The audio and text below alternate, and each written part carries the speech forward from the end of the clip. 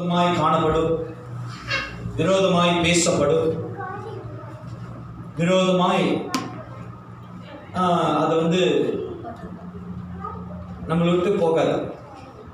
நம்மளுடைய நிழல் போல, நம்மளோட ஷேடோ மாரி எப்பயுமே சில காரியம் நம்மளை விட்டு போகவே போகாது. ஆனா தேவனை நம்புகிற, ஆண்டவரை தொழுது கொள்ளுகிற ஆண்டவருடைய பிள்ளைகளுக்கு எப்பொழுதும் ஆண்டவர் இயேசு கிறிஸ்துவின் நாமத்தை உங்கள் மூலியமாக, நல்ல கவனமா கேளுங்க, பிதா அப்படின்னா பரத்துல சிங்காசனத்துல உலகத்தை படைத்த உங்களை என்னையும் உருவாக்கின அந்த தேவன் இயேசுவின் நாம மகிமைக்கென்று இயேசுடைய நாமத்தை, அவருடைய நாமத்தை மகிமைப்படுத்த வேண்டும் சொன்னா, நல்ல கவனமா கேளுங்க, இயேசுடைய நாமத்தை மகிமைப்படுத்த வேண்டும் சொன்னா பிதா நம்மள நன்றாக வைத்திருக்கிறோம், நம்மளை நன்றாக நடத்தணும், நம்மளை நல்ல செழிப்பான செழுமை நிறைந்த பயிரின் மத்தியில நடத்த வேண்டும் சொல்லி பிதா விரும்புகிறார். ஏன் சொன்னா, நீங்களே நானும் இயேசு கிறிஸ்துவின் கோத்திரத்துல, இயேசு கிறிஸ்துவின் ரத்தத்துல, இயேசு கிறிஸ்துவினுடைய நாமத்துல அழைக்கப்பட்டிருக்கிறதுனால இத நம்ம வாழ்க்கையில ஒரு குறைவு, நம்ம வாழ்க்கையில ஒரு தோல்வி, நம்ம வாழ்க்கையில ஒரு பிளவு வருதுன்னு சொன்னா இது இயேசுவின் நாமம் தூசிக்கப்படும் என்று சொல்லி பிதா என்ன பண்ணுகிறாரு, அவருடைய நாம மகிமைக்கென்று நம்ம வாழ்க்கையில தேவன் அப்படின்னா யெகோவா தேவன் நம்மளை தினந்தோறும் இயேசுவின் நாம மகிமைக்கென்று நம்மளை அவர் நடத்தி கொண்டே இருக்கிறார். இது தேவனுடைய வேலை. அதே போல இன்னைக்கு தேவன் செய்த வேலைகள் போல இன்னைக்கு நம்மளும் செய்ய வேண்டிய வேலை என்னன்னு சொன்னா, இயேசுவின் நாமம் மகிமைப்பட, இயேசுவின் நாமம் உயர்த்த, இயேசுவின் நாமத்தை பாடும்படி, இயேசுவின் நாமத்துல நம்ம எல்லாத்தையும் நடந்து போகும்படி நம்மளுக்கும் பிதா ஒரு வேலை கொடுத்திருக்கிறார். அல்லேலூயா. அந்த வேலைகள் யாருடைய நாம மகிமைக்கு என்று சொன்னா இயேசுவின் நாமத்தை மகிமைப்படுத்த வேண்டும். ஆமென். அல்லேலூயா. இன்னைக்கு வந்திருக்கிறவங்க எல்லாருக்கும் ஆண்டவராய் இயேசு கிறிஸ்துவின் நாமத்தினால உங்களுக்கு வாழ்த்துதலும், உங்களுக்கு மாலை வணக்கமும், தேவனோட அன்பையும் உங்கள் மத்தியில கொண்டு வருகிறேன். ஆமென். கர்த்தர் நல்லவர். அல்லேலூயா. தேவன் ரொம்ப நல்லவர். ஆமென். அவர் என்றென்றும் எப்பொழுதும் வாக்கு மாறாத நல்ல தேவனா இருக்கிறாரு. சோ என்னோட சேர்ந்து இன்னைக்கு தேவனோட வார்த்தைகளுக்கு போவமாக என்னோட சேர்ந்து எடுத்துக்கொள்ளுங்கள்.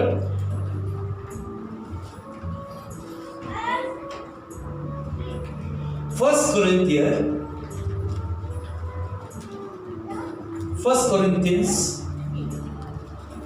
15ஆம் அதிகாரம் 33வது வசனம். First Corinthians chapter 15 verse 33. 1 கொரிந்தியர் புதிய ஏற்பாடுல உள்ளது. First Corinthians chapter 15ஆம் அதிகாரம் 33வது வசனம். 33 verse 33 33வது வசனத்தை வாசிப்போமாக. படிப்போம். நல்ல கவனமா கேளுங்க. புதிய ஏற்பாடுல கொரிந்திய சபைகளுக்கு எழுதப்படுகிறது. இன்னைக்கு ஏன் கொரிந்திய சபைக்கு இப்படிப்பட்ட வார்த்தைகள் எழுதப்படுதுன்னு சொன்னா, இன்னைக்கு கொரோனா என்கிற சூழ்நிலை அநேக விடுதலை ஆகி, அநேகர் சத்தியத்தை அறிந்து, அநேகர் சத்தியத்தில் நடந்து, அநேகர் சத்தியத்தை நல்லா புரிந்துகிட்டவர்கள் கொரிந்தியர் சபைகள் போல பின்மாற்றத்தில் விட்டு வந்த, அல்லேலூயா, விட்டு வந்த காரியத்தை வேணாம் என்று சொல்லி அதிலிருந்து விடுதலை ஆனதெல்லாம் இப்ப இருக்கிற காலங்கள் என்ன பண்ணுதுதான், அதை ஒரு நியாயப்படுத்துகிற, ஒரு சரிப்படுத்துகிற, ஒரு சரியான ஒரு விஷயமாக இப்புள்ள காலத்தில் என்ன பண்றாங்க, அதை நியாயப்படுத்தி அதுக்கு விளக்கத்தை உண்டாக்கி அதை அவங்க இருதயத்தில் ஒரு சமாதானத்தை கொண்டு வந்து அதை எல்லாம் சேர்த்துக் கொள்றாங்க. இதுதான் கொரிந்தியர் சபையிலே இப்படி நடந்தது. சரி, வாசிப்போமாக 1 Corinthians chapter 15 verse 33. வாசிப்போம், கொஞ்சம் சத்தமா வாசிப்போம். மோசம் போகாதிருங்கள், மோசம் போகாதே இருங்கள், ஆகாத சம்பாஷணைகள் நல்லொழுக்கத்தை கெடுக்கும். நல்ல கவனமா கேளுங்க. ஆகாத சம்பாஷணைகள் அப்படின்னா என்னது? ஆகாத சம்பாஷணை இங்கிலீஷ்ல எப்படி சொல்லுவாங்க? இங்கிலீஷ்ல என்ன போட்டிருக்கு? பேட் கம்பெனி, தவறான கம்பெனி. எனக்கு தெரிஞ்ச ஒரு நபர் இருக்காரு, எங்க போனாலும் யாரை பார்த்தாலும் ஒண்ணு கேட்பாரு, என்ன கம்பெனி நீங்கன்னு கேட்பாரு. எனக்கு நான் என்ன நினைச்சேன்னா, ஆரம்பத்த காலத்துல அவர் கூட பழகும்போது அவரும் எனக்கு அவர் கேட்குற கம்பெனி நான் நினைச்சேன் இந்தமாரி எலக்ட்ரானிக் கம்பெனி, இந்தமாரி ரப்பர் கம்பெனி, இந்தமாரி ஒரு ஷிப் பண்ற கம்பெனி அப்படின்னு நினைச்சிட்டு இருந்தேன். நான் அந்த ஆள் கூட ரொம்ப நாள் பழகிட்டு இருந்தேன், அந்த மனுஷன் கூட ரொம்ப நாள் பழகுது. எல்லாரும் பார்க்கும்போது என்ன கம்பெனி நீங்கன்னு அவங்க பதில் சொல்றவங்களும் குழம்புவாங்க. பக்கத்தில் இருக்கிற நானும் எனக்கு புரியாது, வேலை மேபி கம்பெனி ஒரு வேலைக்கு தேடுறதுக்காக அவர் கேட்குறாரு பாருன்னு. ஒரு 3 வாரம் கழிச்சு தான் எனக்கு தெரியும் அவர் கேட்கறது வந்து என்ன ஜாதின்னு கேட்குறாரு. அப்போதான் எனக்கே தெரியும் மனசன் கம்பெனின்னா, ஓ என்ன கம்பெனி நீ, இவனா அவனா, வந்தவனா போனவனா, உழுந்தவனா, ஏச்சவனா, படுத்து கிடக்கிறவனா. அப்போதான் சாடப்பா, என் பக்கத்தில் இருந்து எவ்வளோ நாள் இப்படியே பேசிக்கிட்டு இருக்க நீ. இந்த வாசனம் போட்டிருக்கு பேட் கம்பெனி. தமிழ்ல சொல்லுது தவறான ஆகாத சம்பாஷணைகள். அப்புறம் நல்லொழுக்கங்களை கெடுக்கும். ஒழுக்கங்களை கெடுக்கும். ஒரு சபைய ஆண்டவர் அவருடைய சரீரத்தினால, அவருடைய அங்கங்களினால, கண் இருக்க வேண்டிய இடத்துல, கால் இருக்க வேண்டிய இடத்துல, கைகள் இருக்க வேண்டிய இடத்துல, இருதயம் இருக்க வேண்டிய இடத்துல ஆண்டவர் இந்த சபையை அப்படியாக அமைத்திருக்கிறார். இந்த கொரிந்தியர் சபையும் போல் இப்படியாக தான் அந்த இடத்துல அவர் எழுதுகிற ஆலோசனை நீங்க பார்க்கலாம். இன்னைக்கு சபைகள் தேவன் அமைத்த, தேவன் சொல்லிக் கொடுத்த, ஆண்டவர் எப்படி கற்பனைகளினால சபைகள் உருவாக வேண்டும் என்று சொல்லி ஆண்டவர் சபைகளுக்கு சொல்லிக் கொடுத்த சொல் வார்த்தையானது இங்க எழுதப்பட்டிருக்கு. திருப்பி வாசிமா 15. மோசம் போகாதிருங்கள். யாருக்காக, என்ன காரியத்துக்காக இந்த வசனம் எழுதுகிறார் சொன்னா, தேவன் ஒரு சபையை, உங்க சபை என்று சொன்னா நல்லா புரிந்து கொள்ளுங்க, இந்த பில்டிங் அல்ல, இந்த கட்டடம் அல்ல, இந்த பில்டிங்கில் இருக்கிற இந்த பில்டிங் அல்ல. சபை என்று சொன்னா உங்களுடைய இருதயம் என்கிற ஆலயம். இந்த ஆலயத்துக்குள்ள முதல் வார்த்தை சொல்லப்படுகிறது, மோசம் போகாது இருங்கள். யாரும் உங்களை ஏமாற்றாதபடி, யாரும் உங்களை வஞ்சிக்காதபடி, யாரும் உங்களுடைய தேவன் உண்டாக்கி வைத்த அந்த ஆலயத்தை அழிக்கும்படி, அந்த தேவனுக்கு ஏற்படுத்தி வைத்திருக்கிற இந்த தூப பலியானது தேவனுக்கு அருவருப்பாய் மாற்றாதீங்க. அல்லேலூயா. மோசம் போகாதீங்க. இன்னைக்கு எல்லாரோட வாழ்க்கையில வருகிற வியாதி சொல்லிட்டா வருது, சொல்லுங்களேன், சொல்லிட்டா வருது, சொல்லாம வருது, சொல்லாமலே போயிருது, சம்டைம்ஸ் சொல்லாமலே கூட்டிட்டு போயிருது.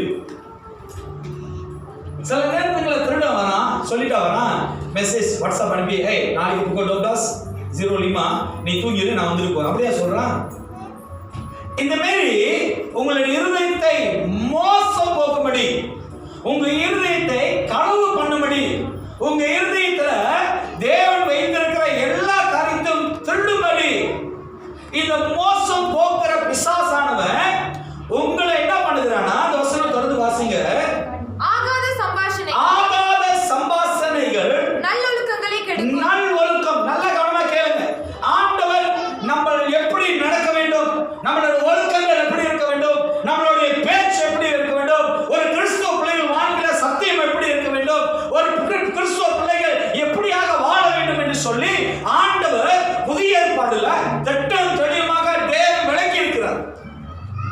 அதுல நீங்க பாத்தீங்கன்னா மத்திய, மார்க், லூக்கா, யோவான்ல அழகா தெளிவாக எழுதப்பட்டிருக்கு. இன்னைக்கு நம்மளோட வாழ்க்கையில தகாத சம்பாஷணைகள் அப்படியே போட்டிருக்கு. ஆகாத சம்பாஷணைகள்.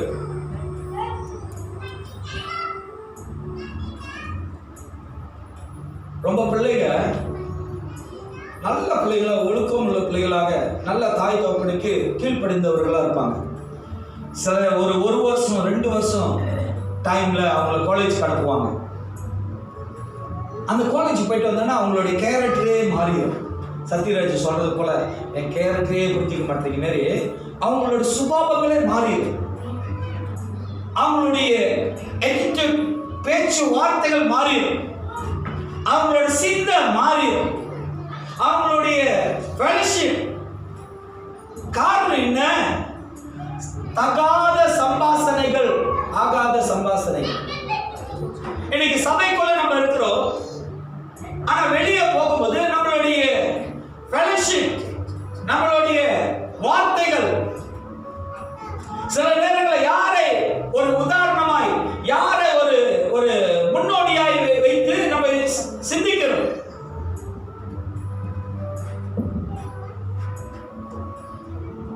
எனக்கு தெரிந்த ஒருத்தர் சொன்னாரு,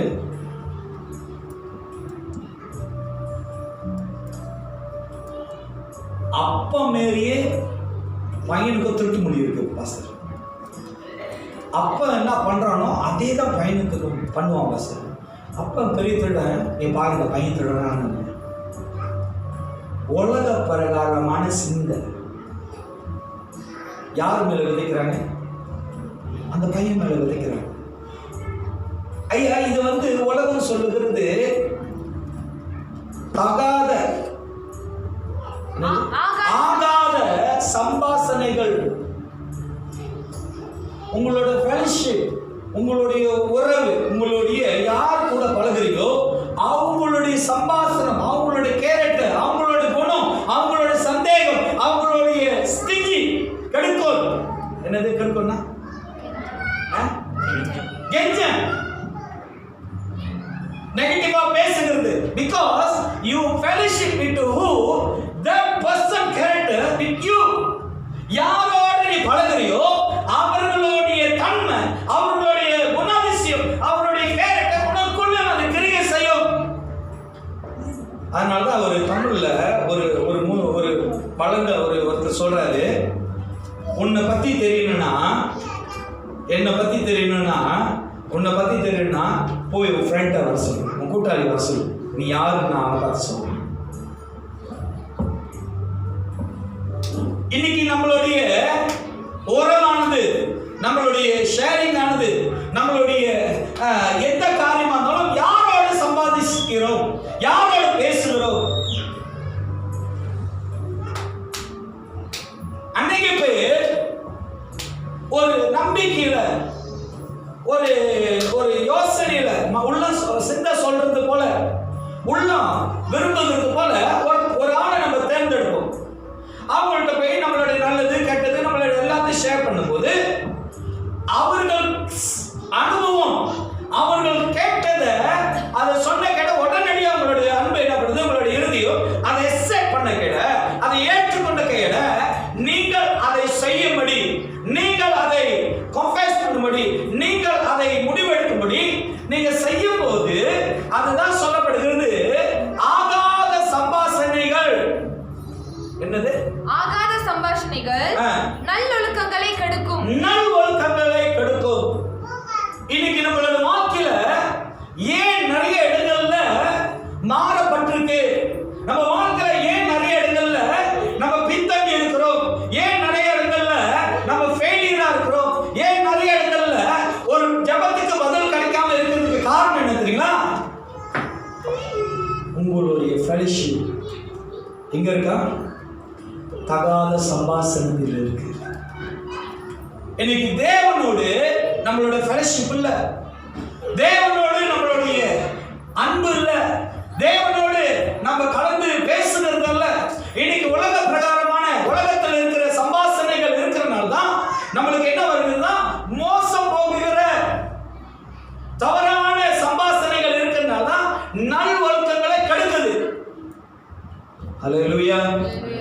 அல்லேலூயா. இன்னைக்கு அவர்களுடைய ஆலோசனை எப்படி வருகிறது? ரோமர்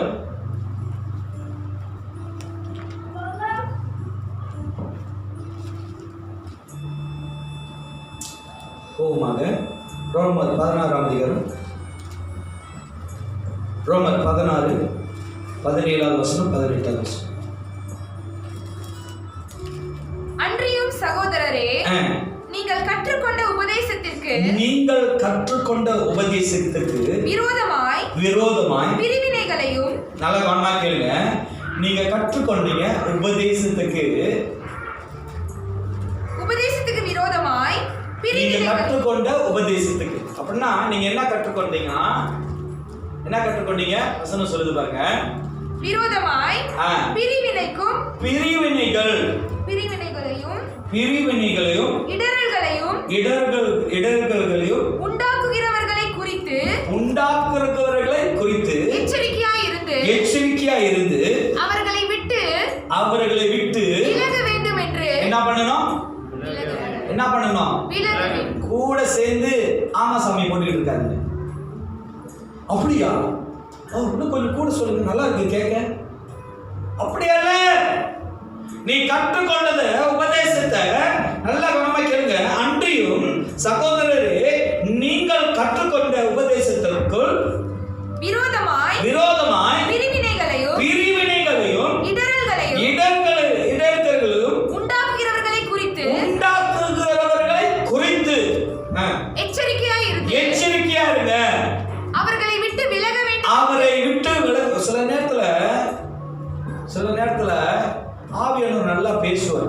நம்ம கடவுளோடு பேசுறதுனால ஆவியானவர் சொல்லுவாரு, இந்த பர்சனை விட்டு கொஞ்சம் தூரம் இரு, இந்த பர்சனுக்கு இவரை பார்க்கறதுல கொஞ்சம் பொறுமையா போ,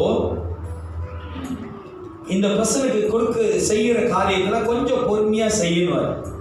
நம்ம அப்பப்ப என்னதுங்களா ஆயிரும், எம்ஜிஆர் ஆயிரும்.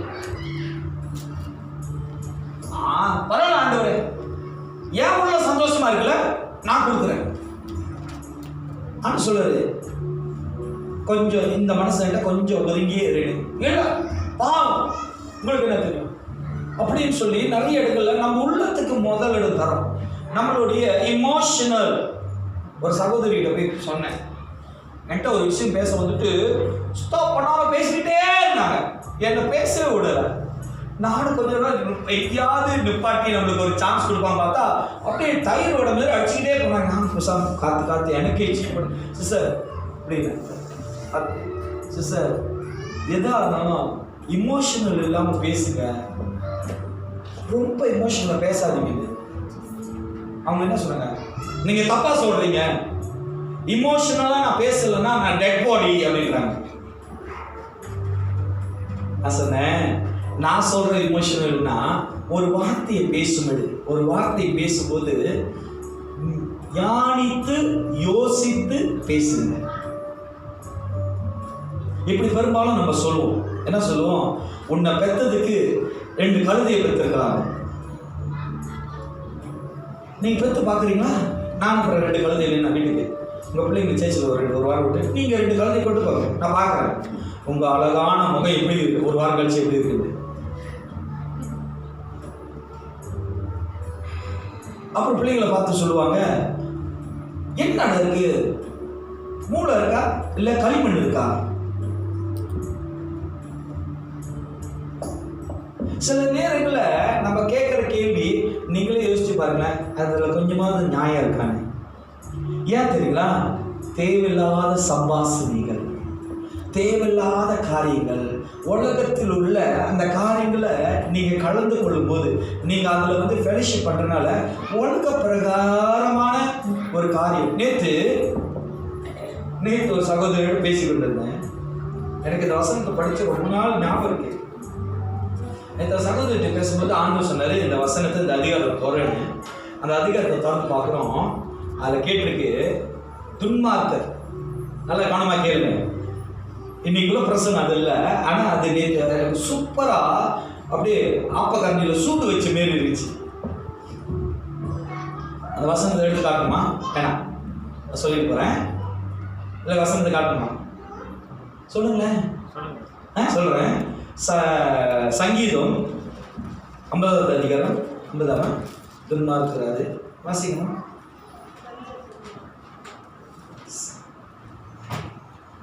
நல்லா கவனமா கேளுங்க. இன்னைக்கு எல்லாம் சொல்றான்னு வாயை பொழந்துக்கிட்டு அதிசயமா இருக்கே அப்படின்றீங்க. வசனம் நல்லா தெளிவா சொல்லுது. நீங்கம்மா இருக்கா இல்லையா? தேவன் துன்மார்க்கன் 16 50ஆம் அதிகாரம் 16வது வசனம். சங்கீதம் 50:16. தேவன் துன்மார்க்கனை நோக்கி, தேவன் துன்மார்க்கனை நோக்கி. துன்மார்க்கனா யாரு? தேவனை விட்டு போனவன், தேவனை மறுதளிச்சவன், தேவனை அறியாதவன், தேவனை விட்டு தேவனுக்கு கொடுக்க வேண்டிய கணத்தை, தேவனுடைய வார்த்தையை விட்டு விலகினவன் துன்மார்க்கன். வசனம் சொல்லுது, தேவன் துன்மார்க்கனை நோக்கி, தேவன் துன்மார்க்கனை நோக்கி, நீ என் பிரமாணங்களை எடுத்துரைக்கவும், நீ என்னுடைய பிரமாணங்களை. நல்லா கவனமா கேளுங்க. பிரமாணம்னா என்ன தெரியுங்களா? தேவனுடைய வாக்குத்தத்தம், தேவனுடைய வார்த்தை, தேவனுடைய சத்தியம், தேவனுடைய வல்லமை, தேவனுடைய அதிசயம், தேவனுடைய பரலோகம். என் பிரமாணங்களை எடுத்து உரைக்கவும், என் பிரமாணங்களை எடுத்து உரைக்கவும், என் உடன்படிக்கையை வாயினால் சொல்லவும். ஹலோ, நம்ம எப்படிப்பட்டவர்கள் நல்லா பாருங்க. ஆண்டவர் நம்மளை எந்த அளவுக்கு கனம் பண்ணியிருக்கிற. வசனம் சொல்லுது, என் பிரமாணங்களை எடுத்து உரைக்கவும், என் உடன்படிக்கையை உன் வாயினால் சொல்லவும், உனக்கு என்ன நியாயம் உண்டு? நீ யாரு? இன்னைக்கு நம்ம அவனுடைய சத்தத்தை கேட்டுட்டு இருக்கோம். இங்க தேவன் நம்மளுக்கு என்ன அதிகாரத்தை கொடுத்திருக்காரு தெரியுங்களா? அவருடைய புத்திரர் என்று சொல்லி சுவார்கிற புத்திரர்களை தேவன் நம்மளுக்கு கொடுத்திருக்கிறார். ஆனா இன்னைக்கு நம்ம விழுந்து போனவர்கள், விழுந்து கடந்துக்கிறவர்களுடைய ஆலோசனை கேட்டு இன்னைக்கு சபை என்ன பண்ணுது? திருப்பியும் விட்டு வந்த கலாச்சாரம், விட்டு வந்த வழிகள், விட்டு வந்த சுபாவங்கள் எல்லாம் இப்போது நிலைமைகளுக்கு அதை நம்ம பார்க்கும்படி, அதை சேர்த்துக் கொள்ளும்படி, அதிலே நடக்கும்படி நம் இருதயத்தை தேவனுக்கு விரோதமாய் விளக்குகிறோம். அங்க தேவன் துன்மார்க்கரை பார்த்து கேட்கிறாரு. 50:16 அவசியமா திருப்பி. தேவன் துன்மார்க்கனை நோக்கி, நீ என் பிரமாணங்களை எடுத்துரைக்கவும், நீ என்னுடைய பிரமாணங்களை, என்னோட சத்தியத்தை பேசுறதுக்கும், என் உடன்படிக்கையை, என்னுடைய நியாய உடன்படிக்கை, அது என்ன சொல்லுவாங்க 10 கட்டளை என்ன சொல்லுவாங்க? நியாய பிரமாணம், commandment. என்னுடைய அந்த 10 கட்டளைகளும் எடுத்து பேசுறதுக்கு உனக்கு அதிகாரம் இல்லை. யாருக்கு அதிகாரம் இல்லையா? அல்லேலூயா. புரியுதுங்களா வசனம்? எல்லாம் பேசுறான், வாயை திறந்து பார்க்காதீங்க. அவனுக்கு எந்த அதிகாரம் இல்லை. யாரெல்லாம் கிறிஸ்து இயேசுவை சொந்த ரட்சகரா ஏற்றுக்கொண்டார்களோ அவர்களுக்கு மட்டும் கொடுக்கப்பட்ட அதிகாரம். வேற யாருக்கும் இல்லை. எல்லாம் சொல்றான், எல்லாம் இயேசு சொன்னா. இப்ப என் பிள்ளைங்க 3 பிள்ளைங்க போய் ரூத் அம்மான்னு சொன்னா அம்மா ஆயிடுவாங்க. ஒரே அப்பா தான் நம்மளுக்கு, அது இயேசு. நீ எல்லாத்துக்கும் அப்படியே ஒரு ஒரு இது இருக்கு. மீன், பாம்பை பார்த்தா பாம்பு, நான் பாம்புன்னு சொல்லுவோம். அந்த மீன் இப்படி இருக்கும். மீனை பார்த்துச்சு நான் மீன் ஜாதி. கிறிஸ்துவ பிள்ளைகளை நீ கிறிஸ்து இயேசுவின் மூலமாக பிறக்கப்பட்டிருக்க. அதனாலதான் உன்னை முழுக்கும் போதே சொல்ல, பழைய நீங்கள் ஒளிந்தன இனி. அப்ப அந்த வசனம் நல்லா சங்கீதத்துல போட்டிருக்கு. அப்புறமா என் பிரமாணங்களை எடுத்து உரைக்கவும், என் உடன்படிக்கையை உன் வாயினால் சொல்லவும், உனக்கு என்ன நியாயம் உண்டு? அப்புறம் சிட்சையை நீ பகைத்து. நல்ல கவனமா கேளுங்க. ஏன் அந்த பூமியில நம்ம செய்யறோம் எல்லாம் ஜாலியா சந்தோஷமா இருக்கு. ஆனா நீ யாருக்கு விரோதமா பாவம் செய்யற தெரியுமா? யாருக்கு விரோதமாய் நீ நடக்கிற தெரியுமா? நீ யாரை பகைக்கிற தெரியுமா? நீ யாரை துக்கப்படுத்துற தெரியுமா? நீ யாருடைய நியாய பிரமாணங்களுக்கு விரோதமாய் செயல்படுகிற தெரியுமா? ஹலோ, தேவன் இங்க கேட்டது துன்மார்க்கல். ஆனா நான் உங்களை கேட்கிறேன், நீங்க யாருக்கு விரோதமா நீங்களும் நானும் செயல்படுது? யாரோட சத்தியத்தை கேட்டுக்கொண்டு இருக்கு? ரோமர் 16 போமா முடிஞ்ச அந்த 50வது அதிகாரத்தை நல்லா படித்து பாருங்க. ரோமர் 16 17 18. அன்றியும் சகோதரரே, நீங்கள் கற்றுக்கொண்ட உபதேசத்திற்கு விரோதமாய் பிரிவினைகளையும் இடரல்களையும் உண்டாக்குகிறவர்களை குறித்து எச்சரிக்கையாயிருங்கள். அவர்களை விட்டு விலக வேண்டும். அவரை விட்டு விலக வேண்டும். தேவன் உங்களோட பேசுறார். ஆவியானவர் உங்கள்கிட்ட சொல்லிட்டாரா, இவரை விட்டு விலகுன்னு சொன்னா விலகிடு. இழுத்து வச்சுக்கிட்டே இருக்காத, சேர்த்து வச்சுக்கிட்டே இருக்காத. தேவன் ஒரு விஷயத்தை உன் இருதயத்தை சொல்லிட்டாரு, இதை விட்டு விலகுன்னு சொன்னா விலகிடு. அதுக்கு வந்து ப்ளீஸ் பண்ணிக்கிட்டு இருக்காத. இல்ல முடியாது, ஆகாது, என்னால முடியாது தெரியுமா, அப்படின்னா உனக்கு தலைவலி இருந்துகிட்டே தான் இருக்கும். தேவன் ஒரு மனுஷனை விட்டு விலகுன்னு சொல்றான்னா அவனை விட்டு விலகிடு. நல்லது. ரொம்ப பேரு உங்களுக்கு சொல்றேன், எல்லாருக்கும் சொல்றேன்,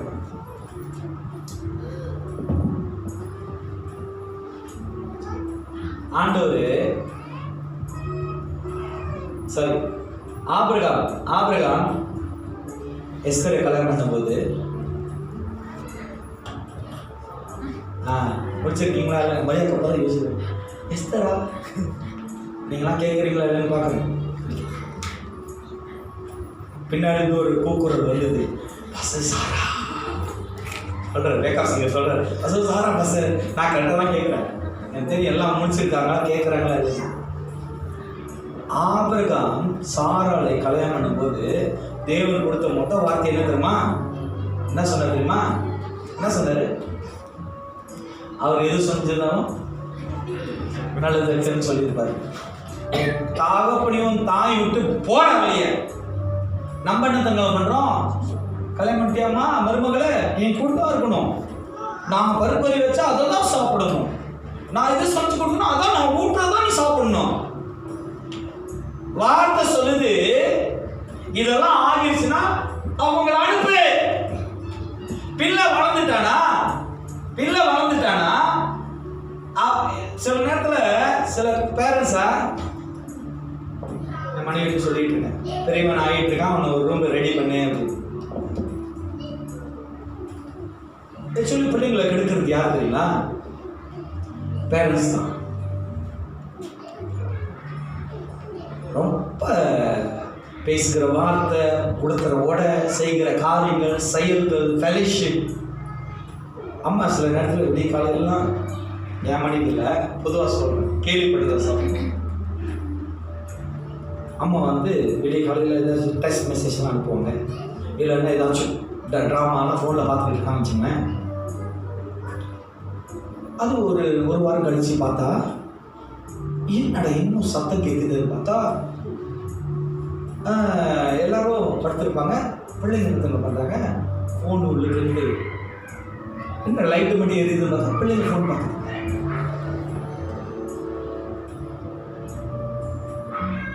இப்படிதான் ஒரு வீட்டுக்கு நான் போயிருந்தேன். நான் கேட்டேன், ஜோம் பண்ணி ஐயா அப்படின்னு. இல்லைப்பா சார், யான்னு எங்கள் அம்மா ஜோம் பண்ணல, நான் எதுக்கு ஜோம் பண்ணணும்னு கேட்குறேன். My mother never pray, Pastor. Why I must pray? இன்னைக்கு எந்த ஆலோசனையை, எந்த உபதேசத்தை, எந்த காரியத்தை இன்னைக்கு நம்ம வீட்டில் நம்மளுடைய ஆலயத்தில் வைத்திருக்கிறோம்? இன்னைக்கு எந்த காரியத்தை நம்ம அதிகமாய் ஏற்றுக்கொள்கிறோம்? அந்த வசனத்தை தொடர்ந்து வாசிங்க. அவர்களை விட்டு விலக வேண்டும் என்று உங்களுக்கு புத்தி சொல்லுகிறேன். அப்படிப்பட்டவர்கள் இன்னைக்கு அந்த வசனம் உங்களுக்கு வருதுன்னு தெரியல. அப்படி ஒருவேளை தேவன் உங்களோட பேசுறாரு சொன்னா விட்டு விலகுங்க, உங்களுக்கு நல்லது. நீ பிடிச்சுக்கிட்டே இரு. கழுகு கதை தெரியுமா? கழுகு கதை தெரியாது, சொல்லிட்டேன். வானத்துல ஒரு கழுகு பறந்துகிட்டே இருந்துச்சான். அப்படி சாப்பிட்றதுக்கு என்னாச்சும் கிடைக்குமா அப்படின்னு கழுகு அப்படியே பறந்துக்கிட்டு இருந்துச்சான். அவர் தான் ராஜா வச்சார். அப்படியே வானத்தில் பறந்துக்கிட்டு இருந்தப்ப தண்ணியில் வந்து ஒரு மாடு, உங்களை சொல்லலை, ஏன் அப்படி பார்க்குறீங்க, பஃப்ளோ எறும்பு மாடு அப்படியே தண்ணியில் ஜிமுக்குன்னு அப்படியே தண்ணியில் மிதக்கிட்டே போணுச்சு. அப்போ கழுகு பார்த்தா பரவாயில்லையே, நல்ல ஒரு சாப்பாடு, சீ ஃபுட் அப்படியே சமைச்சு அப்படியே தண்ணியில் அப்படியே ஃப்ரெஷ்ஷாக போய்கிட்டு இருக்கேன்னு சொல்லி இந்த கழுகு அந்த பஃப்ளோ மேலே வந்து அதை கொத்தி சாப்பிட்டுக்கிட்டே இருந்துச்சான். உங்களுக்கு தான் சொல்கிறேன், நீங்கள் தான் அந்த கழுகு, அந்த பஃப்ளோ தான் பிசாஸ். ஹலோ, கன்க்ளூஷன் இப்பயே சொல்லிடுறேன், அப்போ தான் கதை கேட்க நல்லாயிருக்கும். அந்த பஃப்ளோ மேலே வந்துட்டு இந்த கழுகு என்ன பண்ணிச்சா, கொஞ்சம் கொஞ்சமாக அந்த இறைச்சல், பஃப்ளோவோட இறைச்சல் கொத்தி சாப்பிட்டுக்கிட்டே இருந்துச்சான். டக்குன்னு ஒரு நாள் அந்த தண்ணியில் போய்கிட்டே இருக்கும்போது அந்த கழுகு பார்த்தா ஒரு பெரிய நீர்வீழ்ச்சி, அப்படின்னா அந்த தண்ணி பெரிய பள்ளத்தில் வந்து உழுவு போகுது. அப்போ இந்த கழுகு என்ன பண்ணிச்சா, நம்ம தான் ராஜா வச்ச நல்லா ஒரு அடி அடிச்சோமா பறந்துருக்குமே, அதனால் இன்னும் கொஞ்சம் சாப்பிடுவோம்னு சொல்லி நல்லா சாப்பிட்டுட்டு இருந்துச்சான். இந்த கடைசி எண்டுகிட்ட வரும்போது கழுகு என்ன பண்ணிச்சா, பறந்துடலான்னு சொல்லி இப்படி அடிச்சுட்டா கழுகுனால பறக்க முடியும். ஏன் தெரியுமா, கழுகோட காலெல்லாம் அந்த பஃப்ளோடைய குடலில், அதோடைய எலும்பில், அதோட சதையில் நல்லா போய் மாட்டிக்கிச்சான். இதுலேருந்து என்ன தெரியுது தெரியுங்களா, நீங்கள் நினைக்கிறீங்க தேவன்கிட்ட நான் மன்னிப்பு கேட்டுட்டேன்னா, ஆண்டோட்ட ஜெபித்து ஆண்டோட்ட மன்னிப்பு சொன்னேன்னா தேவன் என்னை மன்னிச்சிருவார், அதனால இந்த விதமான பலவீனத்திலிருந்து நான் தப்பிச்சிருவேன். உன்னோட எண்ணம் தவறு. கர்த்தர் உங்கள்கிட்ட எதை விட்டு விலக சொல்றாரு? வசனம் சொல்லுகிறது, பாவத்தை மறைக்கிறவன் வாழ்வடைய மாட்டான், அதை அறிக்கை செய்து விட்டு விடுகிறவனோ இரக்கத்தை பெறுவான். இன்னைக்கு ஆண்டவர் சொல்றாரு, அவர்களை விட்டு விலகு. நீ உனக்கு பொல்லாப்பை கொண்டாடுகிற, ஆகாத சம்பாசனைகளை கொண்டாடுகிற மனுஷர்களை விட்டு விலகு. ஹல்லேலூயா, ஹல்லேலூயா, ஹல்லேலூயா. ஏன் விலக சொல்றான்னு சொன்னா, அது உனக்கு தீங்கு உண்டாக்கும் சொல்லி தேவனாக கர்த்தர் அறிந்திருக்கிறார். அவர் உன்னை குறித்து, உன்னுடைய வாழ்க்கையை குறித்து, உன்னுடைய பாதைகளை கர்த்தர் செம்மைப்படுத்த வேண்டும் சொன்னா ஆகாத சம்பாசனைகளை விட்டு விலக வேண்டும்.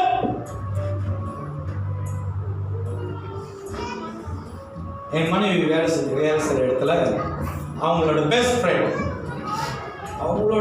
ஃப்ரெண்ட் மலாய்க்காரங்க, அவங்க வயசு தான். என் மனைவி தான் அந்த கம்பெனியில் வந்து மெயினான ஹெச்ஆர். அவங்க தான் நிறைய காரியங்களுக்கு வந்து இன்சார்ஜ். அப்படின்னா அந்த கம்பெனியோட டீட்டெயில்ஸ் எல்லாம் அவங்கள்ட்ட தான் இருக்கும். அவங்க என்ன பண்ணாங்க, ஒரு பென்ட்ரைவில் சேவ் பண்ணி அவங்க ஆஃபீஸில் வச்சுருந்தாங்க, அவங்களோட ரோலை. அப்போ அவங்க அன்னைக்கு வந்து வேலைக்கு போன அன்னைக்கு வந்து அந்த அவங்களோட பெஸ்ட் ஃப்ரெண்ட் அந்த மலாய்க்காரங்க, அவங்களோட ஹஸ்பண்டும் அந்த கம்பெனியில் வேலை செய்கிற, அவரும் மேனேஜர், ப்ராஜெக்ட் மேனேஜர். அப்போ அவர் வந்து மனைவி கிட்ட அந்த பென்ட்ரைவ் நோட்ஸில் இது அப்டேட் பண்ணோன்னே அவங்க எடுத்து கொடுத்துட்டாங்க. அவங்க சொன்னாங்க, நான் கொடுக்குறேன், திருப்பி எடுத்து வந்து என்கிட்ட கொடுத்துரு அப்படின்னு. சரி அப்படின்ட்டு அந்த பென்ட்ரைவ்லாம் எடுத்தால் சைன் பண்ணணும், சைன் பண்ணி தான் எடுக்கணும். எந்த ஜாமான் அவங்கள்ட்ட வாங்குறது எல்லாம் சைன் தான், பை சைன் தான். அப்போ அவங்க எடுத்துகிட்டு போயிட்டு இது ஒரு வாரம் ஆச்சு, இவங்களும் மறந்துட்டாங்க, எல்லாம் மறந்தாச்சு. அப்போ அவங்க பாஸ் கூப்பிட்டு கேட்குறாங்க, நான் வந்து சில டாக்குமெண்ட் செக் பண்ணால் அந்த பென்ட்ரைவ் எடுத்தாங்கன்னு. அவங்க யோசிக்கிறாங்க. அவங்களுக்கு நல்லா ஞாபகம் இருக்கு, இவங்க தான் எடுத்துகிட்டு போனால் எடுத்து வரல அப்படின்னு. நல்லா கவனமாக கேளுங்க, ஏன்னா உங்களை பற்றியெல்லாம் பேசுறதுலாம் சண்டைக்கு வந்துருக்கு. என் மனைவி பற்றி பேசுறதுலாம் சண்டைக்கு என்கிட்ட வர மாட்டேன், நான் பேசுகிறேன். அப்போ அந்த மலாய்க்காரன் வந்து இது பண்ணானே. அப்போ மனைவிக்கு ரொம்ப, ஏன்னா அந்தமாரி இஷ்யூவாக ஆயிடுச்சுன்னா ஒன்று வேலை விட்டு தூக்கிடுவாங்க, இல்லாட்டின்னா அவங்களுக்கு வந்து அந்த வருஷத்தோட போனஸோ இன்க்ரிமெண்ட் எதுவுமே கிடைக்காது, பெனால்ட்டி கொடுத்துருவாங்க. அப்போ இவங்க எனக்கு ஃபோன் அடித்தாரு, எந்த பிரச்சனை வந்தாலும் அவங்க இயேசுக்கு அடிக்கிறாங்களோ இல்லையோ, இயேசுகிட்ட கேட்குறாங்களோ இல்லையோ, எனக்கு அடிச்சிருவாங்க. இந்த மாதிரி நான் சொன்னேன், பொறுமையாக இருக்கு. ஏன்னா இவங்க பேசுகிற கடை எனக்கு அப்படி கொந்தளிக்க ஆரம்பிச்சிடும், நான் கொதிக்க ஆரம்பிச்சிருவேன், காடி ஓடிக்கிட்டு இருப்பேன். நான் சொன்னேன், சரி பொறுமையாக இரு, யாருக்கு கொடுத்தா இது?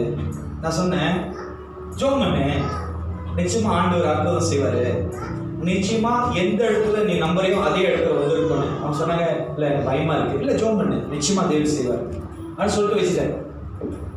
ஒரு வாரத்துக்குள்ள அவங்க தினந்தோறும் போய் அந்த ட்ரோவை திறந்து பார்ப்பாங்க, இருக்காது. அந்த பென்ட்ரைவ் அங்கே இருக்கா, இன்னைக்காச்சும் இருக்கா, மறுநாள் போய் இன்னைக்காச்சும் இருக்கா, அதுக்கு மறுநாள் போய் திரும்பி இன்னைக்காச்சும் இருக்கா, அந்த மாதிரி தினந்தோறும் அவங்க என்ன பண்ணுவாங்க, போய் செக் பண்ண இல்லை.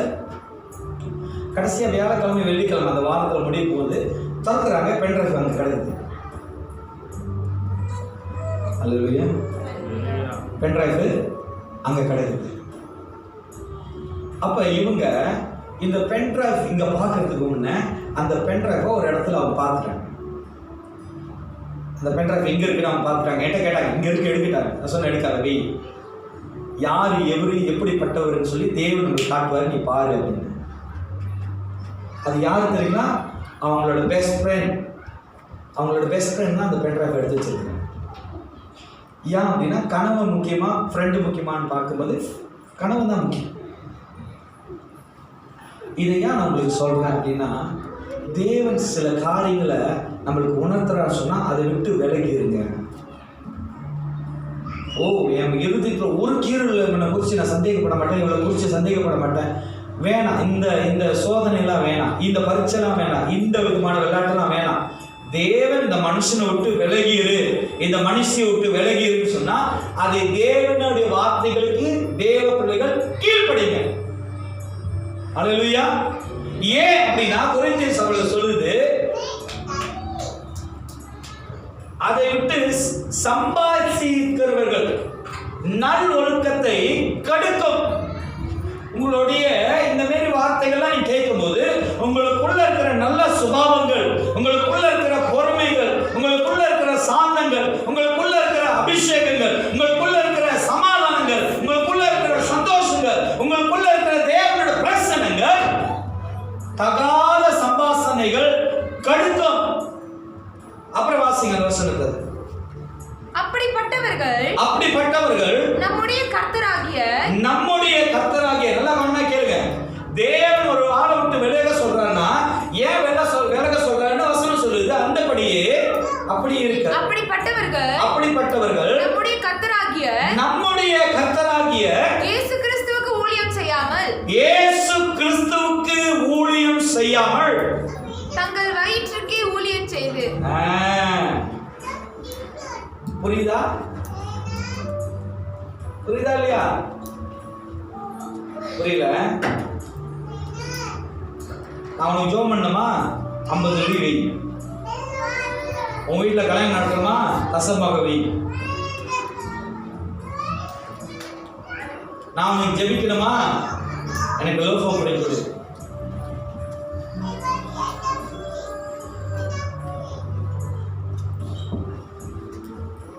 நான் உனக்கு ஜெபிக்கணுமா? அன்னைக்கு ஒரு சகோதரி கால் பண்ணாங்க. அவங்க பாஸ்டருக்கு அவங்க சர்ச்சில் வருஷத்துக்கு 3 வாட்டி ஆஸ்திரேலியாவுக்கு அனுப்புகிறாங்க டிக்கெட் வாங்கி. சொன்ன பரவாயில்ல, நல்ல சர்ச்சா இருக்க. டைமிங் கேட்டுருச்சு, என்னோட கற்றுருந்தாங்க கேட்டுட்டாங்க. நான் ஒரு சகோதரிக்கு ஃபோனில் பேசிக்கிட்டு சொன்னேன், எங்கள் பாஸ்டருக்கு ஒரு வருஷத்தில் 3 வாட்டி எல்லாம் சேர்ந்து ஆஸ்திரேலியாவுக்கு டிக்கெட் வாங்கி கொடுப்பாங்க. என் பாஸ்டர் நல்லா ஜாலியாக சுற்றிட்டு வர்றாரு. சொன்னேன், என் இடத்துல அந்த அற்புதம் நடக்கலையே ஒன்றும். கோழி கர்நாடி வேலை அதான் இல்லை. தான் ஆடுகள் மேலே கண் இமை சிமிட்டாதபடி மூடாதபடி தன் ஆடுகளை காப்பவனே மேய்ப்பனுக்கு தகுதியானவன். நம் தேவனும் அந்த கேட்டகரியில் உள்ளவர். நாம் தேவன் நீ அழிந்து போகிறதோ, நீ கெட்டு போகிறதோ, வழிகளில் திறவேறி உழுவுகிறதோ தேவனுடைய சித்தம் அல்ல, தேவனுடைய நோக்கம் அதல்ல. தேவன் நம்ம வாழ்க்கையில் அதை விரும்பல. ஏன் அப்படின்னா 8வது வசனம், அப்படிப்பட்டவர்கள் நம்முடைய கர்த்தராகிய இயேசு கிறிஸ்துவுக்கு ஊழியம் செய்யாமல் தங்கள் வயிற்றுக்கே ஊழியம் செய்து நயவசனிப்பினாலோ. நல்ல கவனமா கேளுங்க. சில நேரத்துல சொல்லுவாங்க, இவன் பேசினானா வயிற்றுல இருக்கிற பிள்ளையே நம்ப வச்சிருவான். கேள்விப்பட்டீங்களா? இந்த பாஸ்டர் வந்து பேசினார்னா ஐயோ உள்ளலாம் சந்தோஷமா இருக்கும். ஒரு 3-4 மாசம் முன்னுக்கு நான் ஒரு சாவு போயிருந்தேன். நான் படையெல்லாம் போயிருந்தேன். அங்கே எல்லாரும் அழுந்துகிட்டு இருக்கிறாங்க. அந்த அந்த இடத்துல, அந்த வீட்டில். அந்த சகோதரி படுத்திருந்தாங்க. சரி நான் போயிட்டு, அவ்வளோதான். என்ன ரொம்ப பழக்கம், எனக்கு ரொம்ப பழக்கம். நான் பார்த்துக்கிட்டு இருக்கிறேன், ஒன்றும் பேச முடியல. ஏன்னா அவங்க பாசெல்லாம் அங்கே இருக்கிறாங்க எல்லாரும். சரி நான் கொஞ்சம் நான் மனைவியாக பார்த்துக்கிட்டு இருக்கோம். அந்த மூத்துக்குள்ளே எழுஞ்சிட்டு, அண்ணே சொல்லுங்க, நீங்கள் ஒரு தாய் தேற்று அந்த பாட்டு நீங்கள் பாடுனா எங்கள் அம்மாவுக்கு ரொம்ப பிடிக்கும், இவன் பாடுறீங்களா? நான் அப்படியே எல்லாத்தையும் சுற்றி பார்க்குறேன், எல்லாம் அழுதுகிட்டு இருக்கீங்க. நான் பாடுற நிலைமையில் அங்கே இருக்கிறேன். இல்லை பாடதான் எனக்கு வருமா? என் மனைவி வயிற்றுலேருந்து இப்படி குத்திட்டு அப்படின்ட்டாங்க. எனக்கு தெரியும் அங்கே பாடுற நிலைமை இல்லை, எனக்கே தெரியுது. அவங்க ஹைலைட் பண்ணுறாங்க, பாடிடாதீங்க, நீங்கள் உணர்ச்சி பஸ் என்ஜாய் ஆகிடுவீங்க, அப்பப்போ நீங்கள் தயவு செஞ்சு பாடிடாதுங்க. அந்த பிள்ளை கட்டி எல்லாரும் விளம்பரமே சொல்லுது, அம்மாவுக்கு ரொம்ப பிடிக்கும் இந்த பாட்டை பாடுங்க அப்படின்னு. சில நேரங்களில் தேவனுடைய சத்தத்தை அறியாதபடி, சத்தத்துக்கு கீழ்ப்படியாதபடி, கடவுளுக்கு முன்பாகவே தன் பிள்ளைகள் அப்படின்னா நீங்க விரோதமாய் செயல்படும்படி உலகத்தோட தேவனுக்கு விரோதமா நடக்கிற மனுஷர்களுடைய சத்தத்தை கேட்டு தேவனுக்கு விரோதமாய் நீ நானும் மாறுகிறோம். இன்னைக்கு ஆண்டவர் சொல்றாரு, நயவசனிப்பினாலும் இச்சக பேச்சினாலும்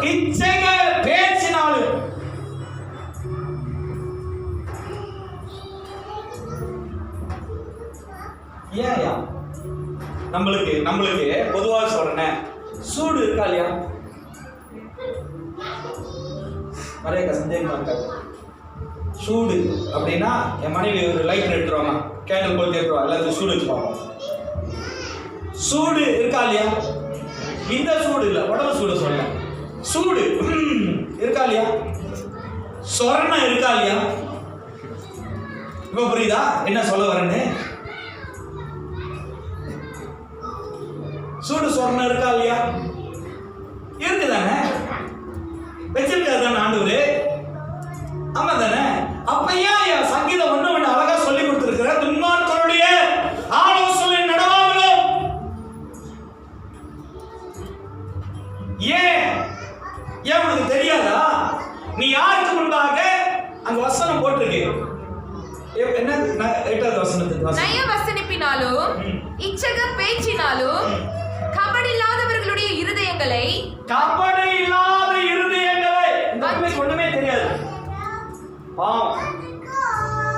அம்மா நான் அடிக்கும் பால் போத்தில பால் கழிச்சு கொடுக்குற பிள்ளை, இந்த பிள்ளைகிட்ட வந்து தப்பா அம்மா தெரியுமா, அவங்க இப்படி, அவங்க அப்படி, அவங்க கெடுக்கும், அவங்க சோம்பேறி, இப்படியாக நான் சொல்லி கொடுத்து அம்மாவுக்கு விரோதமாய் இந்த பிள்ளைய நான் மாத்துகிற ஆவி. ஐயா, தேவன் ஒரு மனுஷனை குறித்து தேவன் சொல்லுகிறார் சொன்னா அதை ஜாக்கிரதையாரு. தேவன் ஒரு மனுஷனை இந்த ஆவியை வீட்டுக்குள்ள விடாத, கவனமா இருந்து சொன்னா விடாத. நல்லா பேசுறோம், வந்துட்டு போனா எவ்வளவு சந்தோஷமா இருக்கு. என் புருஷன் கூட என்கிட்ட பேச மாட்டான், இந்த பிள்ளை வந்துட்டு போனாதான் எனக்கு சந்தோஷமா இருக்கு. இரு, உனக்கு பெரிய ஆப்பா காத்துக்கிட்டு இருக்கு. ஆண்டவர் சொல்லுவாரு, இந்த வீட்டுக்குள்ள தேவனுக்கு விரோதமாய் செயல்படுகிற ஆவியை இடம் கொடுக்காத. ஓனைல ஒரு சொன்னேன், எந்த பாஸ்டர் வந்தாலும் எந்த ஆள் போனாலும் நம்ம தலையை கொடுத்து ஜோம் பண்ணுங்க. அந்த பாஸ்டர் ஒரு வேலை வச்சுங்க, இவன் வந்து என்னை பத்தி தப்பா பேசுறான், என் பேச்சை கேட்க மாட்டான், இப்போ வந்துட்டான் பாஸ்டர் ஜோம் பண்ணுங்கன்னு. ஓகேவா? ஒரு உதாரணம் சொல்றேன், பாஸ்டர் ஜோம் பண்ணுங்கன்னா நான், ஆண்டவரே இவனை ஆசீர்வதிங்க, இவனை பலப்படுத்துங்க, இங்க ஜோம் பண்றேன். ஆனா இருதயத்துல, அட பாவி, என்னை பத்தி தப்பா பேசிட்டு, என்னை பத்தி மட்டமாலாம் பேசிட்டு, என்னை எதிர்த்து நின்று நாக்கால் எடுத்துட்டு வந்து அடிக்க வந்துட்டு, இப்ப ஜோம் பண்ண சொல்ற நல்லா இருப்பேனே. இங்க புரியுதுங்களா? புரியுதா? ஐயா, மனதார உன்னை ஆசீர்வதிக்கிற யார் தெரியுமா? உன் ஊழியக்காரன். நீ கொடுக்கறனாலையோ, நீ அவனோடு பேசுறனாலையோ, நீ அவனோட சபையில் இருக்கிறனாலையோ அல்ல, நீ அவனுக்கு சொந்தமானவர். நீ அவனுக்கு சொந்தமானவர். அதனாலதான் உன்னோட ஊழியக்காரர் உனக்காக ஜெபித்து உன்னை காக்கும்படி, உனக்கு ஆலோசனை சொல்லும்படி, நீ உயிரோடு இருக்கியா, நீ சத்து போயிட்டியான்னு சொல்லி கால் பண்ணி விசாரிக்கிறார். அதை விட்டுருவாங்க. இந்த மனுஷன் பேசினாதான் எனக்கு சந்தோஷம். போ, ஏற்கனவே 330 கோடி வாங்கி கட்டிட்டு தான் வந்து உட்கார்ந்து இருக்கிறோங்க. பத்தல ஒண்ணு சேர்த்துக்கிறீங்க. நம்ம ஆள் 3 ஆடு தான் இருக்கிறாரு. பிதா, குமாரன், பரிசுத்த ஆவி. இவருக்கு ஒன்றுதான். இவர்கிட்ட அவனால பேர் போட முடியலன்னா அப்புறம் எங்க போறோம்? ஆஸ்திரேலியாக்கு திரும்பி போயிருமா? நல்ல கவனத்தை வசனத்தை சொல்லுது. அப்புறமா வாசிங்க. நய வசனிப்பினாலும் இச்சக பேச்சினாலும் கபடு இல்லாதவர்களுடைய இருதயங்களை வஞ்சிக்கிறவர்களாய் இருக்கிறார்கள்.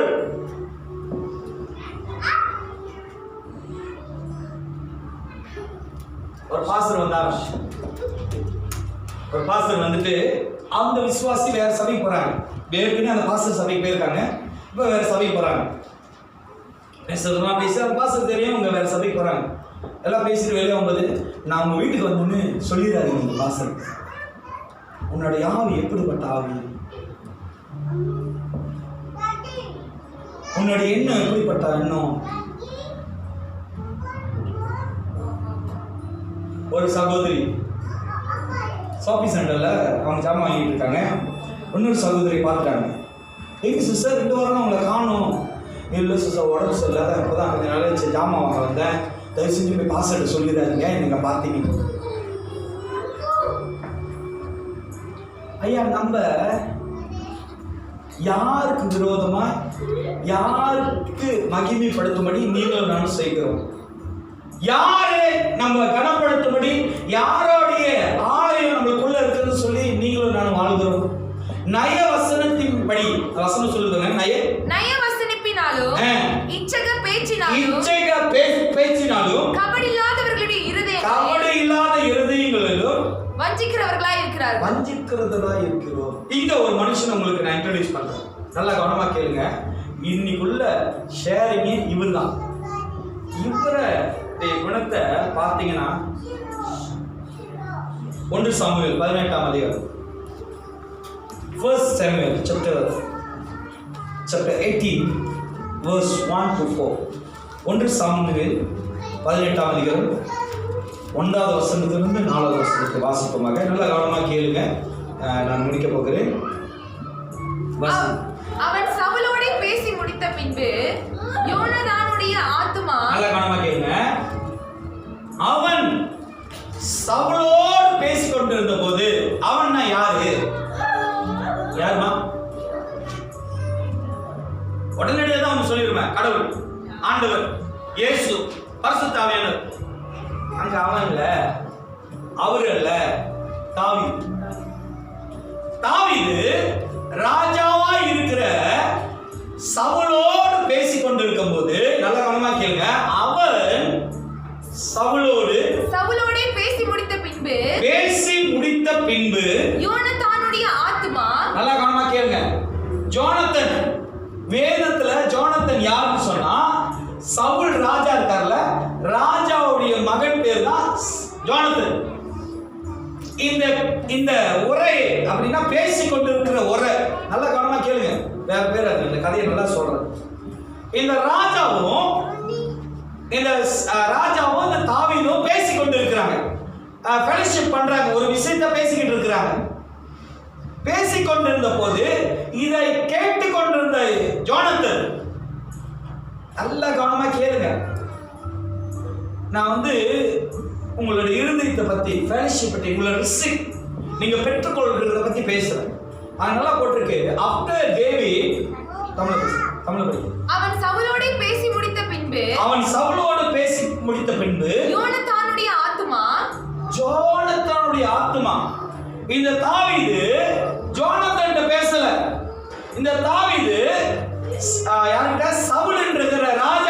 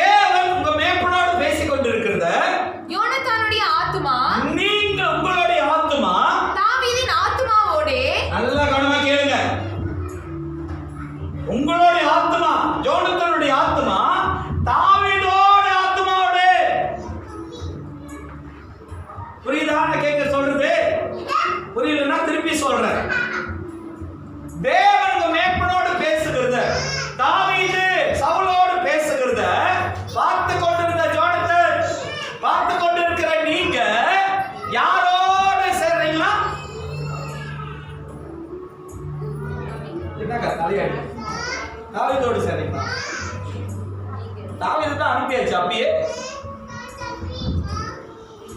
மேய்ப்பனோடு ஊழியக்காரனோடு உங்களோட ஊழியக்காரனோடு என்ன பண்றீங்க?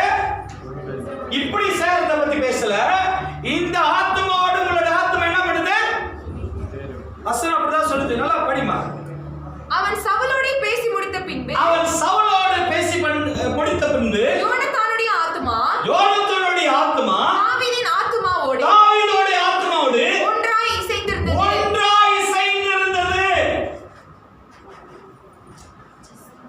அப்படின்னா தேவன் இந்த சபைகளுக்கு உங்களுக்கு பேசுகிற வார்த்தையானது நீ ஊழியக்காரனோட ஆத்மாவோடு இசைந்து இருக்கும் போது, அவனோட தரிசனத்துல நீ இணைந்து இருக்கும் போது, அவனோட சத்தியத்துல நீ கலந்து இருக்கும் போது, அவனோட வார்த்தைக்கு நீ கீழ்ப்படியும் போது அவனுடைய ஆத்மா இசைந்திருந்தது. His fellowship with God. தேவனோடு அந்த ஆத்மா fellowship பண்ணும். இங்க பேசுகிற ஒரு வார்த்தை, அங்க புரிந்து கொள்கிற ஒரு வார்த்தை, அங்க நீங்க செயல்படுகிற ஒரு வார்த்தை இருந்தா இது சேர்ந்து போகாது.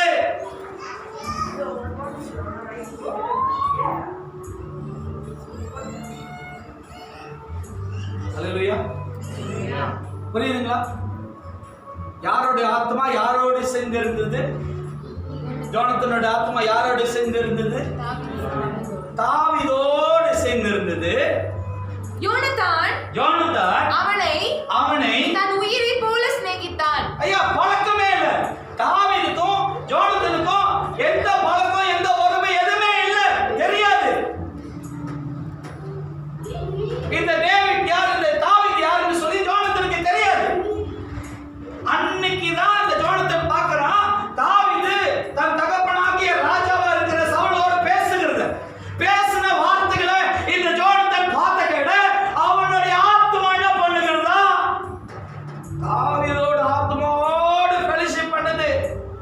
அவனுக்கு பிடிச்சு போச்சு. தாவீதோட குணம், தாவீதோட அபிஷேகம் அவனுக்கு பிடிச்சிருச்சு.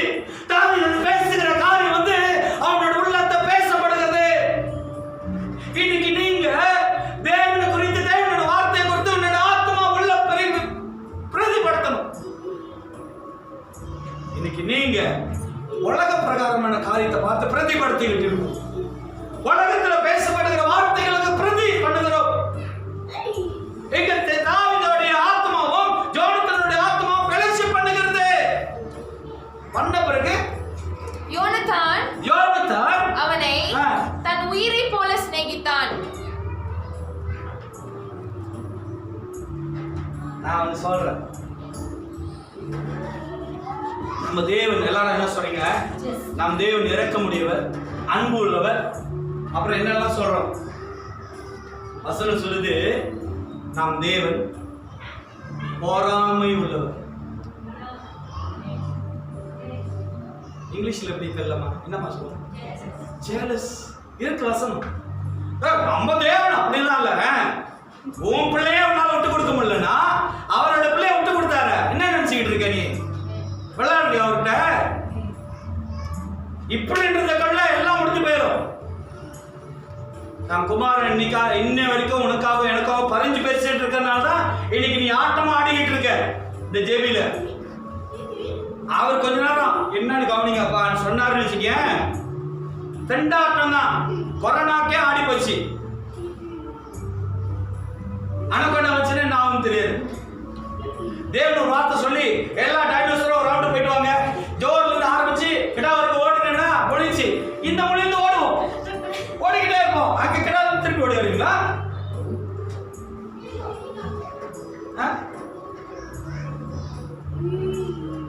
ஐயா, தேவனுடைய சத்தியத்தை விளங்கி கொள்ளுங்க.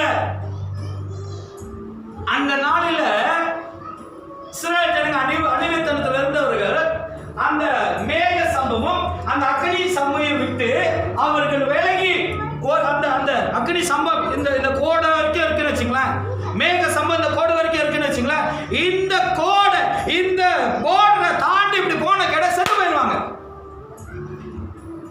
பிகாஸ் தேவன் அந்த அக்னி சம்பவத்தையும் மேக சம்பவத்தையும் இவர்களை பாதுகாத்துக் கொள்ளும்படிதான். இன்னைக்கு நம்ம வாழ்க்கையில ஆவியினுடைய உயிர், ஆவியின் வழிகள் ஏன் செத்து போகிறது? நீ தேவனோட வார்த்தை, தேவனோட ஆலோசனை விட்டு விலகி போகும்போது, நீ ஆண்டவருடைய சத்தியத்தை கேட்டோம், தேவனுடைய சத்தியத்தை விளங்கியும் விடுதலையாகாம இருக்கிறன்னு சொன்னா, நீ யாருக்கு விரோதமாக நீ நடக்கிற? நீ யாருக்கு விரோதமாய் செயல்படுகிற? ஆனா இங்க ஜோனத்தனோ தாவீதோடு ஆத்மாவோடு இசைந்து என்ன செய்ய ஆரம்பிச்சான்? உயிரை போல. வாசிமாவே. யோனத்தான் அவனை தன் உயிரை போல சிநேகித்தான்.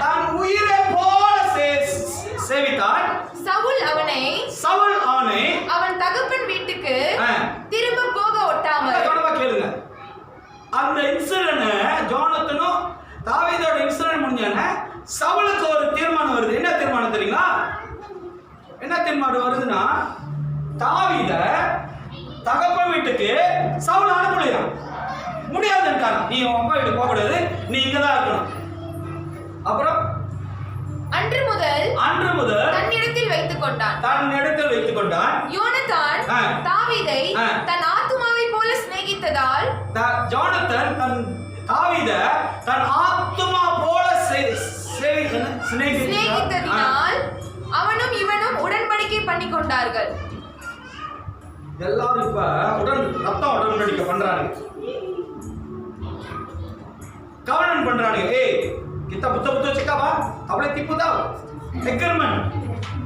இது எங்க நடந்தது தெரியுங்களா? அந்த காலத்திலே நடக்கப்பட்டுச்சு. கவனம், உடன்படிக்கை தேவனோட இருக்கணும். உன்னோட உடன்படிக்கை தேவன் தான். தேவனுக்கு விரோதமாய் இந்த பூமியில நீ செய்கிற உடன்படிக்கை தேவனுக்கு விரோதமாய் செய்யப்படுகிறது.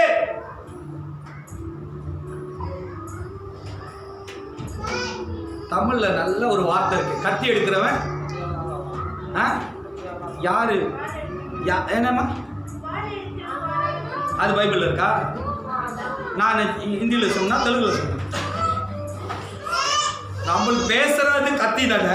வாளுன்னா இவங்க என்ன குரங்கு வாழை பத்தி பேசுறாங்களா, எலி வாழை பத்தி பேசுறாங்கன்னு சொல்லிடுவாங்க. அதனால புரியுற மாதிரி கத்தி எடுக்கிறேன். இன்னைக்கு நம்ம இந்த ஜோனத்தன் என்ன பண்ணுகிறான்? தாவீதோடு என்ன பண்றான்? உடன்படிக்கை செய்கிறான். என்னன்னு? யோனத்தான் போர்த்து கொண்டிருந்த சால்வையை கலற்றி அதையும் தன் வஸ்திரத்தையும் தன் பட்டயத்தையும் தன் வில்லையும் தன் கச்சையையும் கூட தாவீதுக்கு கொடுத்தான். எதுக்கு யோனத்தான் இதெல்லாம் கொடுக்கணும்? எதுக்கு தாவீதுக்கு இதெல்லாம் கொடுக்கணும்? எதுக்கு ஆண்டவர் உங்களுக்கு சந்தோஷமும் சமாதானமும் ரட்சிப்பும் அவருடைய பரலோகத்துடைய ரகசியத்தையும் எதற்கு தேவன் உங்களுக்கு கொடுக்கணும்? ஏன் கொடுக்கணும் சொல்லுங்க. ஹலோ, ஏன் கொடுக்கணும்? ஏன்னா உங்கள்கிட்ட இல்லாதனால தான். ஆமா தானே? சந்தோஷம் இல்லை தானே? தேவன் தான் கொடுத்தாரு. சமாதானம் இல்லை, தேவன் தான் கொடுத்தாரு. ரட்சிப்பு இல்லை தானே? தேவன் தான் கொடுத்தாரு. இல்லாதனால தான் தேவன் கொடுத்தாரு. அப்ப ஜோனத்தன் தாவீதுக்கு இதெல்லாம் கொடுத்தது காரணம் என்ன? இப்பதானே சொன்னேன். எதுக்கு ஆண்டவர் இதெல்லாம் உங்களுக்கு கொடுத்தாரு? அப்ப ஜோனத்தன் தாவீது கிட்ட அது இருக்கா? இல்ல. ஆனா அந்த தாவீது எங்க போயிட்டு வந்திருக்கிறான்? வாசிமா அப்படியே. தாவீது சவுல் தன்னை அனுப்புகிற எவ்விடத்திற்கும் போய் புத்தியாய் காரியத்தை நடப்பித்ததினால் சவுல் அவனை யுத்த மனுஷரின் மேல் அதிகாரியாக்கினார். இது நீங்க இந்த வசனத்தை நல்லா நீங்க படிக்கும்போது இது ஏன் இந்த இடத்துல செய்யப்படுகிறதுனா, தாவீது கோலியாத்தை முறியடிக்கும் போது, தாவீது அந்த கோலியாத்தை எதிர்த்து நிற்கும் போது, தாவீது அந்த கோலியாத்தை கொன்ற போது அவன் கையில இந்த ஜோனத்தன் கொடுத்த எந்த ஆயுதமும் இல்லை. அவன் வெறுமையா தான் இருந்தான்.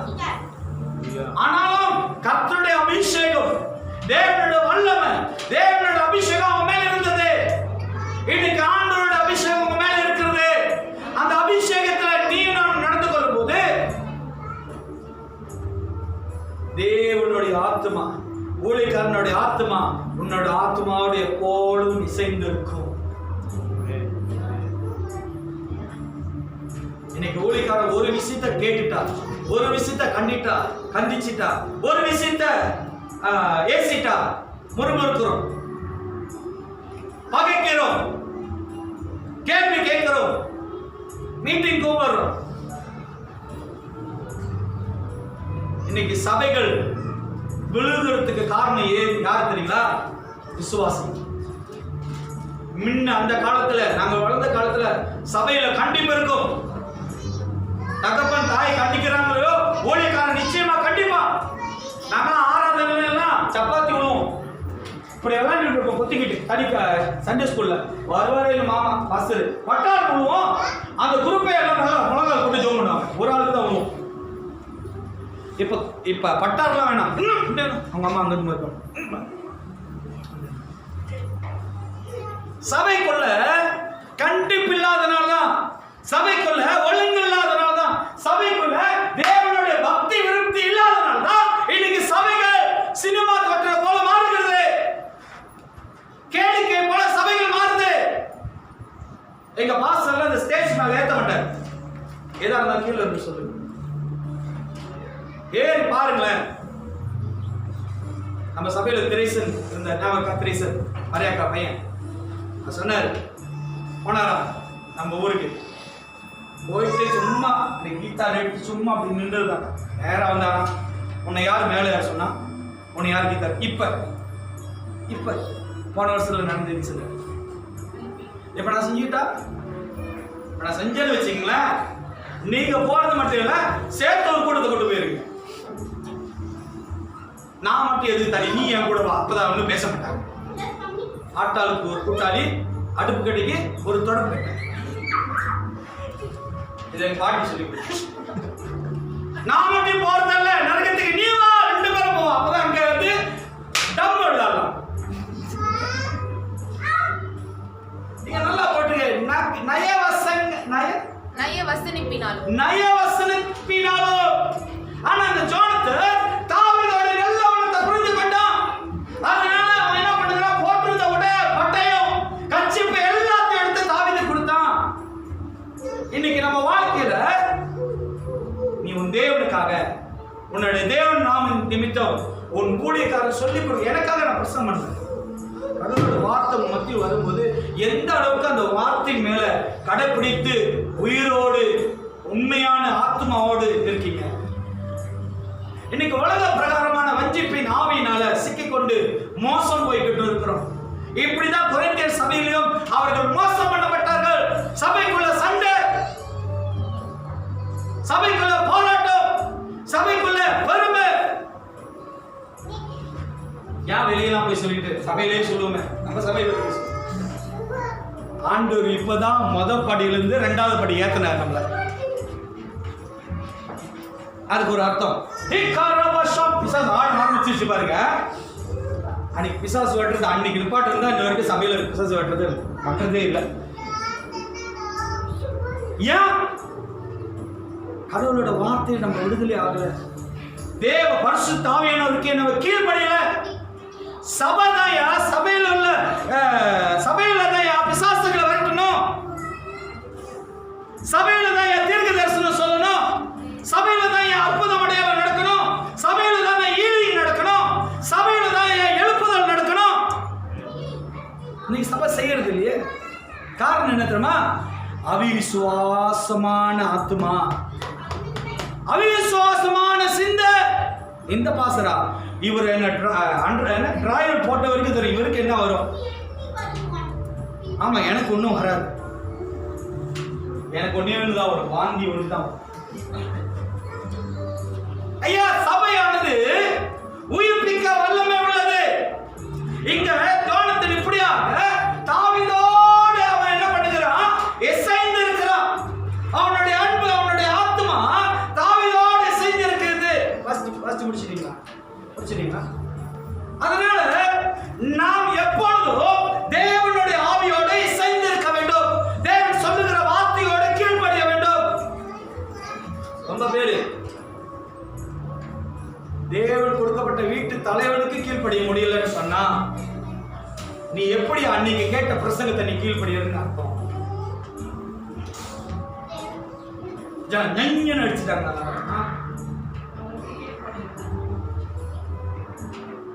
ரொம்ப பேருடைய சிந்தை எப்படி தெரியுமா? நான் ஆண்டவர் கொண்டுதான் கிளீன் பண்ணுவேன், உன் மூஞ்சி கீழ்ப்பட மாட்டோம் தெரியுமா? யாரை ஏமாத்துறோம்? உன்னையே நீ ஏமாத்தி. உனக்கு கொடுக்கப்பட்ட தலைவனுக்கே உன்னால் கீழ்ப்படி முடியலன்னா ஆண்டவர் மட்டும் நீ கீழ்ப்படிஞ்சிருவியா? அதனாலதான் இப்படி சொல்றாரு, நீங்க என்ன துதிக்கலன்னா மரமும் செடியும் மிருகத்தையும் நான் ஆராதிக்க வைப்பேன். அல்லேலூயா. இன்னைக்கு நீங்களும் நானும் தேவனுக்கு கனப்படுத்தல, தேவனை மகிமைப்படுத்தல, தேவனுக்கு கீழ்ப்படியலன்னா ஐயா இயற்கைகள் தேவனுக்கு கீழ்ப்படிந்தியா? வியாதிகள் தேவனோட சத்தத்துக்கு கீழ்ப்படியுது. அதனாலதான் இந்த ஷாலோம் கிரைஸ்ட்ல ஒரு கொரோனாவே வரல. வர சொல்லுங்க, தைரியம் இருக்கா? நான் பேச பண்றேன்.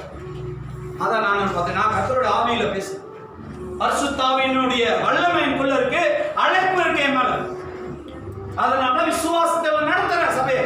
ஒருவேளை அவங்க அந்த வியாதியில வரட்டும், ஆனா இந்த சபையை நான் உங்களுக்காக ஒப்பு கொடுக்கல, உங்களோட குடும்பத்துக்காக ஒப்பு கொடுக்கல, இந்த சபையை தேவனோட நாமத்துக்காக ஒப்பு கொடுத்திருக்கிறேன்.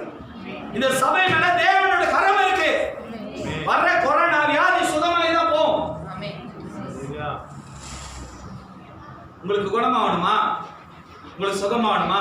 போன வாரம் ஒரு சொன்னார், பஸ் உங்க வீட்டுக்கு வந்துட்டு போனாலே ஒரு அபிஷேகமா ஒரு போதையா இருக்கு பஸ். ஆமா, நான் வந்து கிணஸ் தவிர்க்க எல்லாத்தையும் கலந்து அடிச்சு வச்சுட்டு கொடுத்துருப்போம். எங்க வீட்டுல நடந்தது எங்களுக்கு தான் தெரியும். ஹல்லேலூயா, ஹல்லேலூயா. தேவனோட அபிஷேகத்தை, தேவனோட அன்பை எங்களோட பார்க்க தெரியுங்களா? என்னோட வீட்டு ரூம்ல ரொம்ப பார்ப்பேன். ஹோட்டலாம் இருக்கு, எல்லாம் இருக்கு, இல்லைன்னு சொல்ல. ஆனா என் ரூம் தான் என் வீடு, கோயில் எல்லாமே. அந்த அளவுக்கு தேவனுடைய அன்பு அந்த இடத்துல இருக்கு. எவ்வளோ வியாதிசர்கள், எவ்வளோ பேரை என்னோட காடியில ஏத்துறேன், ஆனா அவர்கள் குணமாய் போகிறத நான் விசுவாசம். தேவன் சொல்றாரு, தன் பிள்ளைகள் எங்க இருக்கிறார்களோ அங்க நிச்சயமாக ஆண்டவர். இன்னைக்கு உலகத்தோடைய வார்த்தைகளை கேட்டு, உலகத்தோடைய சத்தத்தை கேட்டு, உலகத்தோடைய ஆலோசனை கேட்டு நீங்கள் மோசம் போயிடாதீங்க. அல்லேலூயா. புரியுதுங்களா சொன்னது? விளங்குதா சொன்னது? கேட்டுக்கிட்டீங்களா? புரியலன்னா எனக்கு போன் அடிச்சு கேளுங்க. இதுக்கு மேல உங்களுக்கு யாரும் இந்த மாதிரி விளக்கத்தை சொல்ல மாட்டேன். ஆவியானவர் தவிர. கடைசியாக நீதிமொழிகள் 2ஆம் அதிகாரம் 20ஆம் வசனம். Proverbs chapter 2 verse 20. இது ரொம்ப லேட் ஆச்சு, முடிச்சிடுறேன். ஆதலால் நீ நல்லவர்களின் வழியிலே நடந்து, ஆதலால் நீங்கள் நல்ல வழிகளில் நடந்து நீதிமான்களின் பாதைகளை காத்துக் கொள்வாயாக. நீதிமான்களின் பாதைகளை காத்துக் கொள்வாயாக. அதனால தேவன் என்ன சொல்றாரு? நல்ல வழியில நடக்க வேண்டும்னு சொன்னா, நான் ஆபிரகாமை போல நடப்பேன், நான் சாலமன் போல நடப்பேன் அப்படின்லாம் சொல்லிக்கிட்டு இருக்காதீங்க. ஆவியானவர் கற்றுக் கொடுக்கிற வார்த்தைகளை கேட்டு நடங்க. சாலமன் மாதிரி நடந்தீங்கன்னா 1000 இருக்கு உங்களுக்கு. என்னது 1000? பாருங்க, பொண்டாட்டி, பெண்டாட்டிய தமிழ் வாய்ஸ் கிட். ஆபிரகாமை போல நடப்பேன்னு சொன்னா எப்படா என் மனைவி ஒண்ணுன்னு சொல்லுவா அப்படின்னு காத்துக்கிட்டு. இதெல்லாம் வேண்டாம். யாக்கோபு போல நடப்பேன் அப்படின்னு நினைச்சிட்டு இருக்காதீங்க. அப்பாட சொத்தை எப்ப திருடலாம்? ஐயா, ஆவியானவர் சொல்லி கொடுக்கறபடி நடப்பேன்னு சொல்லி காத்துருங்க. நிச்சயமா நீ வஞ்சிக்காதபடிக்கு, நீ துன்மாற்றம் போல வாழாதபடிக்கு கிறிஸ்துவுக்கு, இயேசுவுக்கு ஆயத்தப்பட்டவர்களா இருப்பீங்க. ஆமென். இந்த சிந்தையோட எழுதுவோம். நம்ம திருமணத்துக்கு போவோம். சோதரிகள்